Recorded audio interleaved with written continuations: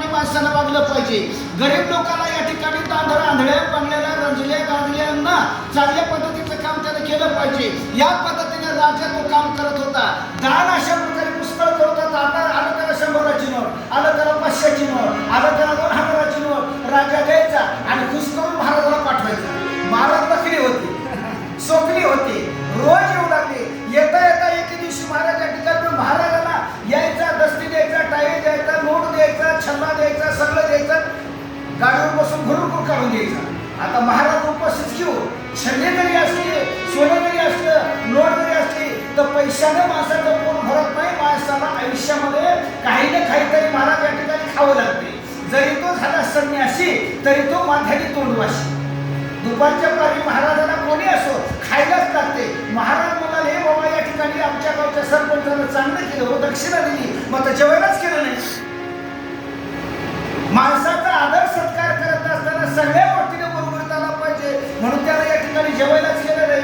लोक म्हणजे कर्माचं फळ ज्याचं त्याला फळ मिळत असते. बोला, स्वर्गास गेला तो कृपनाथ, परिशुद्धेने पिढीला अत्यंत, मग दयास म्हणे पद्म जात, नाही भक्षात तुझे थे. असो स्वर्गामध्ये तो इनमनीशीचा राजा गेला. गेला महाराज, आलेल्या माणसाला जावंच लागते.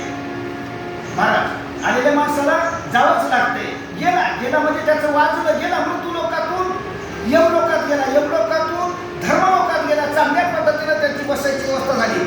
मग या ठिकाणी बसायला पाठ होता, सगळ्या गोष्टीचं या ठिकाणी सर्व व्यवस्थित होतं. मग आता खायलाच काही नव्हतं. तिथं गेले ते महाराज म्हणाले, कोण म्हणणार? राजा म्हणालो, तुमचे सेवक तुम्हाला विनंती आहे म्हणला की या ठिकाणी बऱ्याच दिवसापासून उपवासी मला भूक लागली लोकांना. त्याने आणली महाराज पाय या ठिकाणी 1000चं एक बंडल आणलं, त्या 2000च्या नोटीचं एक बंडल आणलं, त्याच्यापुढे टाकलं. खाय म्हणली.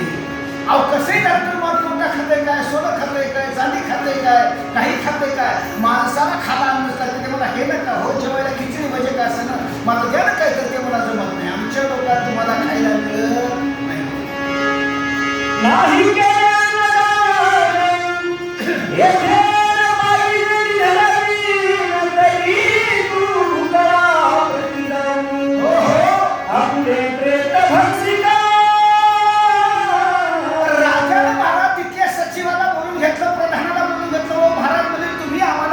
केलं बसायला व्यवस्था केली, सगळी राहायची व्यवस्था केली, पैशाची व्यवस्था केली, मग खायची व्यवस्था काहून नाही केली? ते मला पेरलं तसं उगवते आणि बोललं तसं उत्तर येते. तुझ्या काळात मला तू लोकांना हेच केलं, तू खायला गेलं नाहीस म्हणून तुला उपाशी राहावं लागतंय. आणि म्हणून त्या ठिकाणी महाराज सांगतात, अन्नदाने शतायुषी, उदकदाने सदा सुखी, मंदिर दाने भूमी पालकी, सुपरिमळी उपचार. अन्नदान केलेल्या माणसाला त्याच्या पुढच्या जन्मात सुद्धा त्याचं सुख मिळते. तू अन्नदान केलं नाहीस, तुला पोटभर जेवण मिळत नाही, म्हणजे मग काय करू? अहो काहीतरी त्याला मधला मार्ग माणसाला काढावाच लागतंय. ते म्हणजे तुला सांगतो, तू मेलास, तुझ्या गावाच्या बाजूला खाली आहे आणि तुझ्या गावाच्या बाजूला तुझं मडक पडलेलं आहे. तिथं जायचं, मडक कचकच तोडायचं, थोडं रोज या ठिकाणी राहायचं. बोला पुढे, तू भक्षिता नित्य काळ मास वाढेल बहुकाळ, मग तो विमान वैसोन भूपाळ नित्य काळ तेथे. तू जायचं, ते मांस त्या बड्याचं तोडायचं, कचकच तोडायचं. तुझ्या पद्धतीने कसं खायचं ते काय, शिजवून खायचं, कच्चं खाय, म्हणून जसं खायचं ते खाय. पण त्या ठिकाणी तुला सांगतो, उगा आमच्याकडे पुन्हा तक्रार येऊ देऊ नको. कसंही खाय, मग तुझ्या पद्धतीने खाय.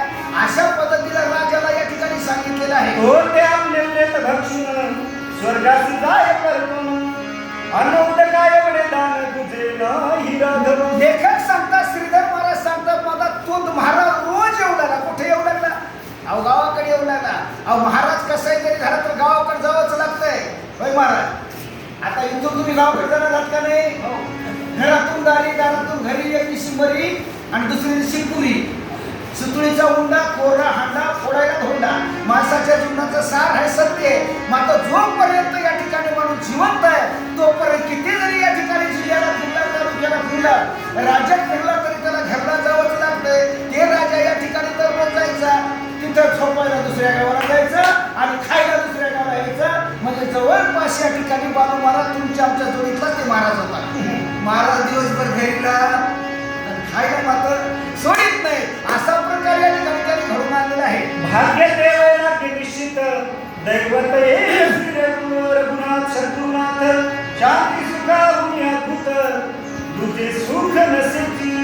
लेखक सांगतात महाराज, जीवनामध्ये माणसाच्या जन्मामध्ये भाग्य कशाला म्हणावं. काही माणसं लेकरं बाळा झाली, गाडी गोडी झाली, बंगला झाला, नातू पंतू झाले, सोनं नाणं झालं की माणसं म्हणतात वा वा वा काय म्हणून भारी दिसायला.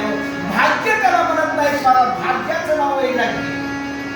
आम्ही एका जनार्दने अनुता पावी न घडे भजन चालत रही किंवा विरक्ती वाचून काही ज्ञानाशी तगण्याची नाही. विरक्ती जीवनात महत्वाचे. विरक्ती नसेल तर भजन करण्याला महत्व नाही, पोथी सांगण्याला महत्व नाही, कीर्तन करण्याला महत्व नाही, शांतीपाठ म्हणण्याला अर्थ नाही, पूजा करण्याला अर्थ नाही. देव बापा वैराग्य असलं तर सगळं आहे, आणि वैराग्य नसलं तर आपल्याकडे एकच मापक घ्यायचंही असलं पाहिजे, आणि त्याच्यामध्ये ते काम करत असताना वैराग्य असलं पाहिजे. म्हणून वैराग्य याला भाग्य म्हणायचं, आणि शांती सुखाला समाधानाला या ठिकाणी समाधान म्हणायचं. अशा पद्धतीचं महत्व आहे. दिली माझी मानसी श्रेष्ठ की मंत्रात गायत्री वरिष्ठ की तीर्था माझी सुभट प्रयागराज थोर जैसा. अरे तीर्थामध्ये प्रयाग नावाचं तीर्थ श्रेष्ठ आहे. पाहिलं का कोणी? आता तुम्ही सगळ्यांना पाहिलेच असेल. त्या प्रयाग नावाच्या तीर्थावर गंगा आणि यमुना आणि सरस्वती तीन गंगेचा संगम आहे. अलीकडच्या काठाला यमुना आहे आणि पलीकडच्या काठाला गंगा आहे, असंच तर महाराज. आणि मध्ये गुप्त सरस्वती आहे, आणि त्या त्रिवेणी संगमाचं खूप महत्व आहे मला त्याच्या स्नानाचं. वाचे म्हणता गंगा गंगा सकळ दोष जाती भांगा दृष्टी पडता ब्रह्मगिरी तया नाही यमपुरी. त्रिवेणी संगमाचं जसं महत्व आहे आणि द्वादश नावाच्या तिथीचं जसं महत्व आहे, तसं या जीवनामध्ये अन्नदानाचं महत्व आहे. बोला.